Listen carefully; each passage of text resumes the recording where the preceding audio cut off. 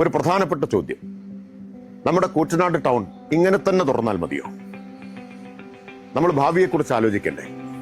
അതിനുവേണ്ടിയാണ് കൂറ്റനാട് ടൗൺ നവീകരണത്തിന് 26 കോടി രൂപ സംസ്ഥാന സർക്കാർ അനുവദിച്ചിട്ടുള്ളത്.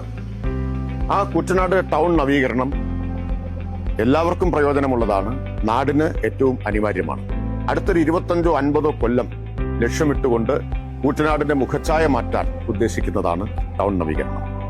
നിങ്ങൾക്ക് എല്ലാവർക്കും അറിയാം, നിലവിലുള്ള നിയമപ്രകാരം land acquisition rehabilitation and resettlement act പ്രകാരം വളരെ മികച്ച നഷ്ടപരിഹാരമാണ് ഏറ്റെടുക്കുന്ന ഓരോ ഇഞ്ച് ഭൂമിക്കും നൽകുന്നത്.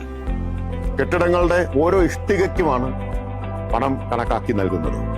ഇപ്പോൾ ഭൂമി ഏറ്റെടുക്കൽ വളരെ സുഗമമാണ്. നമ്മൾ കാങ്കപ്പുഴയിൽ കണ്ടു, 107 പേരിൽ നിന്നാണ് ഒരു തടസ്സവുമില്ലാതെ ഭൂമി ഏറ്റെടുത്തത്.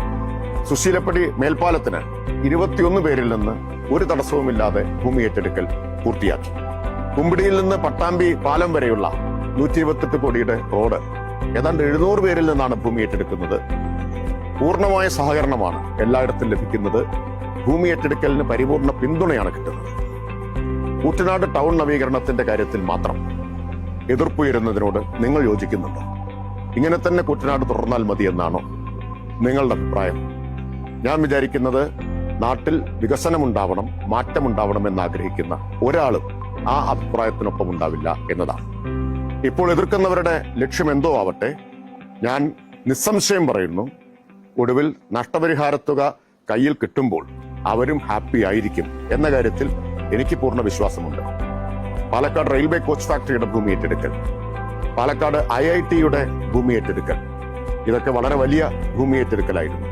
അതിനെല്ലാം ജനപ്രതിനിധി എന്ന നിലയിൽ, നേതൃത്വം വഹിച്ച ഒരാളെന്ന നിലയിൽ നിസ്സംശയം പറയാൻ പറ്റും, ഇപ്പോൾ എതിർക്കുന്നവർ ഈ എതിർപ്പിന്റെ പേരിൽ നാളെ പശ്ചാത്തപിക്കും.